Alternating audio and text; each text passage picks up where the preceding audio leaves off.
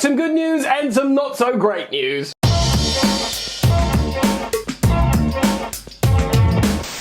Hey friends, what's going on, and welcome on back to Football Therapy with me, your host Jan. As always, I do hope you're doing well, mate. I really do hope that. Welcome back to Chelsea News, of course, the daily series here on the channel where I reflect on what's being said about Chelsea, giving you my thoughts on it. But as always, more importantly, asking for yours. The gaffer has spoken. That's right, Enzo Maresca has spoken about the injury news, of which there are some pretty big pieces of news. We are, of course, returning to Premier League football. We're going to play Nottingham Forest away. That's right, Ange Postecoglou is still in situ. Fortunately for us, hopefully we can get a big W there, even with absentees. I've built a lineup. We can talk through that and have some fun, but also a little bit of Chelsea news as well that I want to sprinkle in there. Marc Guiu could still return to Sunderland on loan. Is that the plan? Get Delap back from injury, send him back to Sunderland on loan. Of course, he can only play for 2 clubs this season, so once he featured for Liverpool, Guiu, we were like, well, that's it now, he's staying here. But is he? Also a little bit on Marc Guiu. Apparently Chelsea fumbled that, a player I would have loved for us to sign. So anyway, make yourself comfortable. Thank you for joining me here today on the channel. If you do want to support the content, I would welcome that. All you do is like and subscribe and possibly drop hype points. I don't even really know if that helps me, but why not? A few clicks to make me smile. Or taps of your thumb. Probably more likely thumb taps, I reckon. Anyway, that being said, let's get into it. Right, we are going to run through some quotes from big Enzo Maresca in his pre-match press conference, and unfortunately, we're going to start with Cole Palmer. There was some hope that Cole Palmer could return after this international break, but Enzo Maresca said the following: I was wrong. Unfortunately, Cole Palmer needs to be out for a further 6 weeks. He does confirm that there's absolutely no need for surgery. We're just trying to protect Cole as much as we can. This is a disaster. Or is it? I do think we are more equipped than ever to deal with the absence of Cole Palmer. This is something I've been speaking about of late here on the channel, but he is still our best player. You'd say him and Moises Caicedo, top 2, the 2 best Chelsea players. Palmer is a game changer. He's fun to watch. He's exciting. He scores, he assists, he creates. He does fun stuff on the pitch, doesn't he? Cool, creative 1-2s and passes. He's just an absolute chef on the pitch for Chelsea. But the groin injury is still there. I'm hoping this is just not just precautionary, because you don't keep someone out for 6 weeks, a further 6 weeks for precaution. But you have to say, this is a huge blow for Cole himself. This is a big issue for a season. I know it's early doors in the campaign, but we are in a World Cup year, and speaking from an England perspective, a World Cup year where, Bellingham's yet to play for Thomas Tuchel properly, and he will be looking, because he's like, Galactico Real Madrid sort of player, and in pretty much Cole's position. Foden, who's, Man City superstar, will be trying to get in, and, at the moment you've got Morgan Rogers, Gibbs White playing in these roles for Thomas Tuchel. 6 wins, 6 clean sheets in the qualifier campaign. Tuchel is here for a good time, not a long time. That's why he's picking your Jordan Hendersons, your Dan Burns. He will feel no obligation to pick Cole Palmer.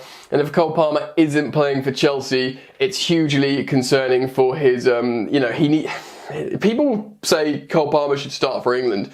I'm probably one of them, but he needs to also get picked for England by playing for Chelsea well this season. Like I said, Tuchel will feel under no obligations to pick certain names to keep everyone happy politically. He will pick who he thinks has been playing for him that he can make a plan for. So I feel hugely frustrated for Cole Palmer. Hopefully, in 6 weeks, before Christmas, he comes back and he can have a really strong second half of the season. But this is really bad news for us Chelsea fans. You'd have to say hugely concerning.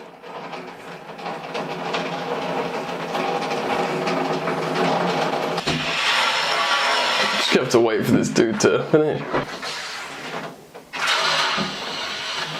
Right, Ben Benoit Badiashile, unfortunately it's more bad news, guys. He will be out till December with a muscular problem. He's got a muscle tear, Enzo Maresca has confirmed. Now this is really frustrating because of course he's returned back into the Chelsea side, looked really good against Liverpool before he had to come off. Of course he's a left footer, a big physical centre back, he can pass well and he can step in very well in the absence of Levi Colwill. Of course Levi Colwill won't be returning into the side until the end of this season at the earliest. So this is hugely frustrating as a Chelsea fan, nearly as much as Cole Palmer, because it did look like that defence starting to have options again. Of course you could bring in someone like Jarell Hatto in the absence, another left footer, but Hatto was purchased for Chelsea to be a rotational option for Marc Guiu at left back. It's good that he can step into centre back, but this wasn't the initial plan. So now suddenly you're looking to play right footers out of position on the left again.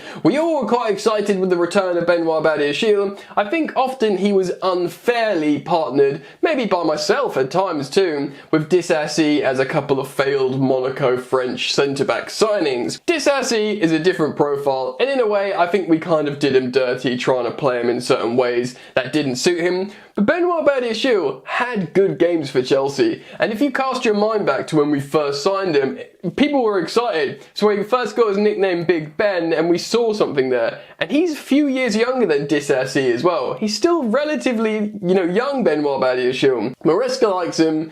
Heck, I like him. I was pleased he was back. He had a really good game against the Liverpool forwards. Say what you want about a dysfunctional Liverpool team at the moment, but they've got good attacking players and he marshalled them very well. So it's super frustrating that he won't return until Christmas, sometime in December.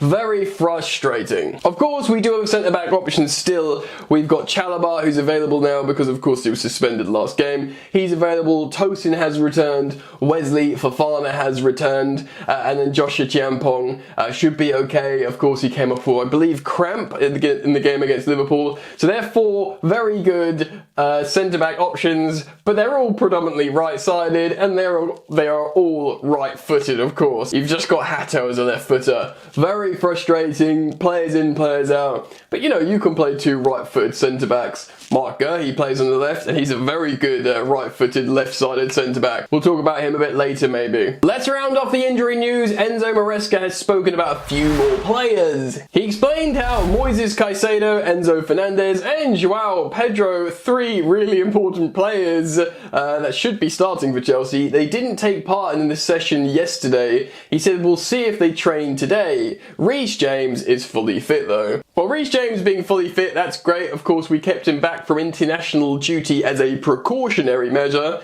That was the correct thing to do. He's a hugely influential player for Chelsea. Very good. Can play in a variety of positions for Maresca's team. But yeah, I'm concerned about Caicedo, Fernandez, and of course Joao Pedro. Caicedo and Joao Pedro didn't go to international duty, and Enzo Fernandez withdrew with swelling of the knee. Maybe Fernandez might not be ready, but I'm not going to be too worried. Hopefully this is gamesmanship in the pre-match press conference from the Chelsea manager, so Ange doesn't know what to prepare for. But we just got to be beating that Forest team anyway, right? Just seen confirmation that actually he was speaking about Pedro Neto in terms of not being fully fit. Joao Pedro is fully fit. That's good news, right? Because he's our only real centre-forward option who's probably not the best actual centre-forward option in terms of Maresca's system. But still, that's good. We'll talk about that when I've show you a lineup I've built later. But that is the situation with the injuries. The absentees, the players in, certain players not fit, which will be Pedro Neto, Enzo Fernandez and Moises Caicedo. Apparently Santos has returned, so that's good. We have seen Lavia training all week. He also spoke about who could play in that sort of free role in the absence of Cole Palmer. Interestingly, he said Malo Gusto played in that role last time, which he did. It's kind of not the same though, is it? It's Malo Gusto sort of inverting, occupying a pocket, rather than say a Cole Palmer, who, when Cole Palmer starts, he has a free roll. Cole Palmer has the keys. He is licensed to do whatever the ruddy heck he wants, and he does that. He does that. So it will be very, very different. Of course, Facundo Buonanotte is probably the closest replacement to Cole in terms of profile, in terms of you're a little diminutive, creative player, go run around and do what you want and make the attack better. Do you know what I mean? You don't say that to Malo Gusto, do you? You say crash that inside pocket from the flank and occupy a space. Very different. Right, I have built a lineup for the weekend's game. Well, tomorrow, lunchtime's game, ruddy heck, things are happening fast. I'm going to show you that. We'll talk about some potential changes, and then I do want to get into some Chelsea news to round off today's video. So, take a look at my lineup that I built.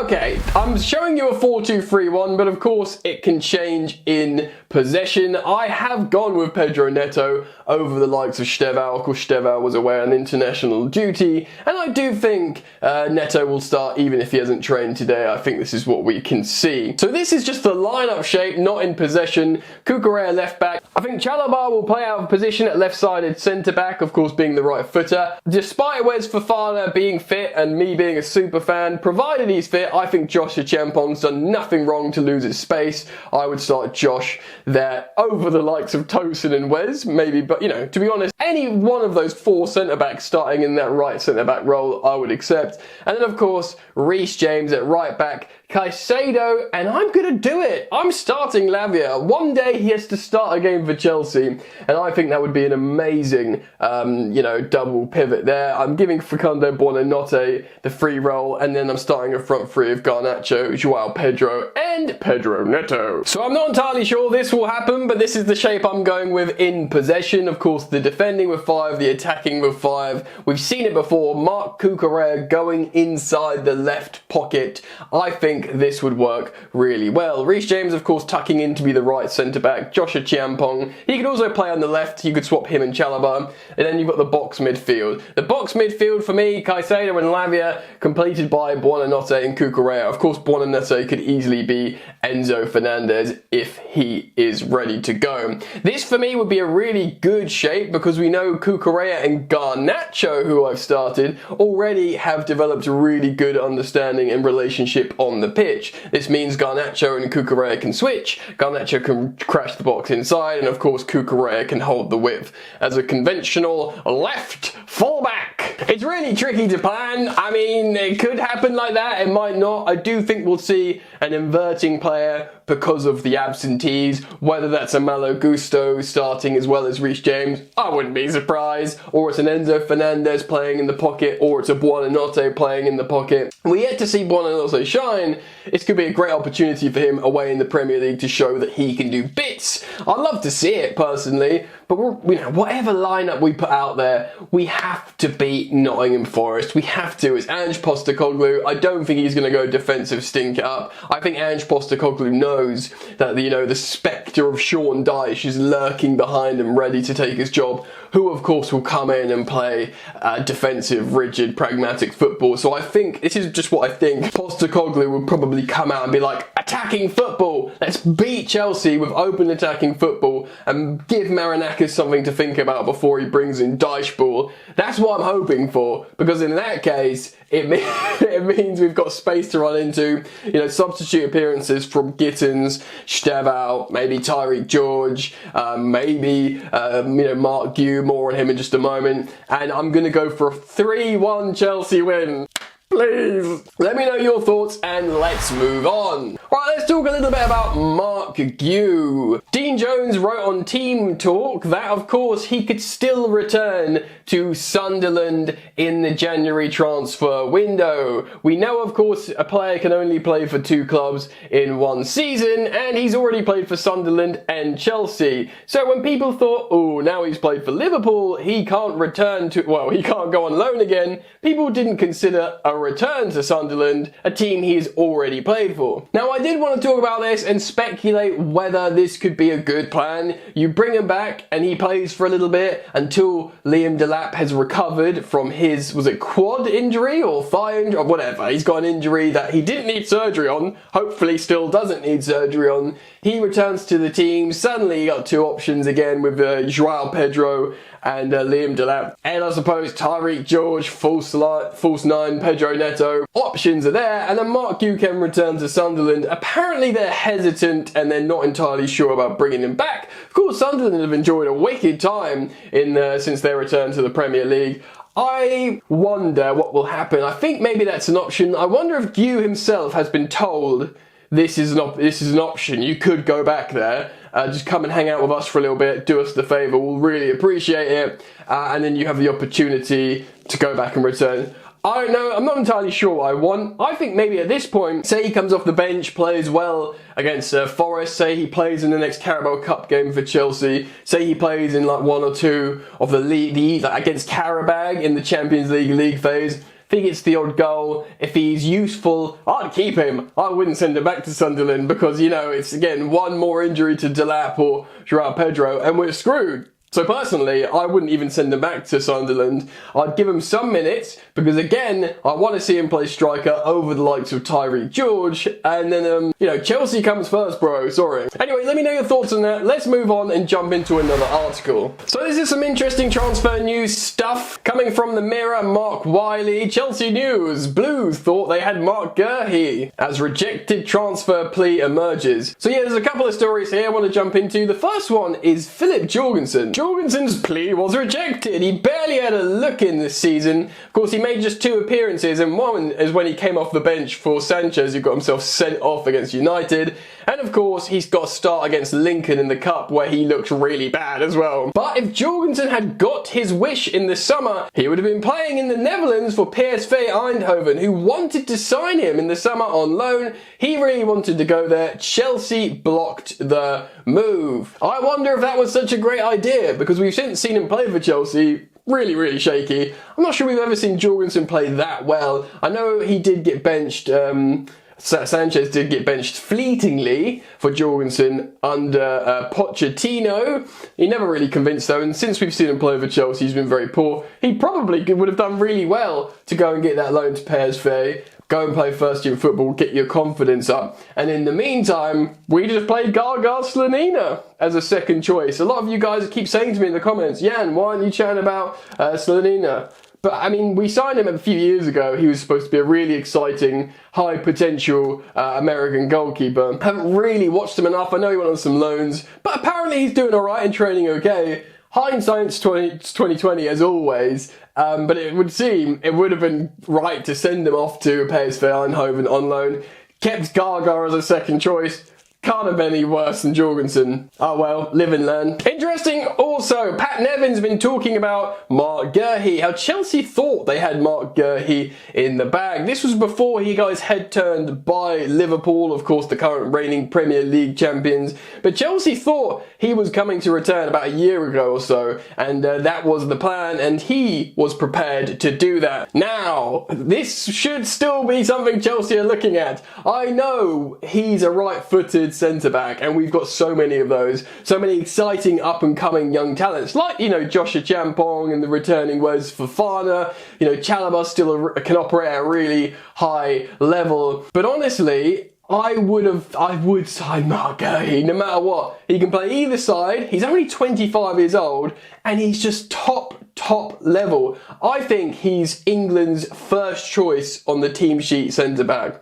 You know, and lots of people rate, you know, obviously John Stones incredibly highly, but you know, like Konsa, people are waxing lyrical about. Loads of other centre-backs as well. Levi Colwell's an England international, but lots of people say, yeah, Marc Guiu, because he captained Crystal Palace for a while, despite being so young, to trophies, by the way, and he's such a good player. We've seen him register assists for England at the moment, like pushing up, doing intelligent assists. He leads by example. I would just sign Marc Guiu. If you could have options at the back like Fofana, Guehi, Colwill, Champong, I'd be like, game sewn up. No disrespect to the likes of, you know, Tosin, who's a good operator, Chalobah, who's a good operator, but these players with incredibly high ceilings and technical ability, that is what I would be looking at personally. I know he agreed to go to Liverpool, but I wonder, and I hope, Liverpool have a terrible season, we have a good season, and of course his options open up because he's a free agent in the summer. I think we should go back in for Marc Guiu and do all we can to convince him, especially if, like, you know, Disasi's gonna go, maybe one other centre-back goes. I don't know, we'll see what happens. But guys, let me know your thoughts. Please do leave all your comments down in the comment section below. As always, I'll thank you for supporting me, for liking the content, for subscribing if you want to, hitting the bell notifications icon if you choose to. Other than that, man, I hope to see you back here soon. Peace. You ain't so tough with that bad boy tuck. I'ma get it how I'm living, I'ma walk the walk. Outline my lines, I rap through thought. Body bag the verse, outlined in chalk. In my life seen trouble, hustle on the double. Silence on the trigger like my pick got a muzzle. Yo, chick like to guzzle, bad boy stay in trouble. I only love this paper, sorry I don't. I laugh me, baby.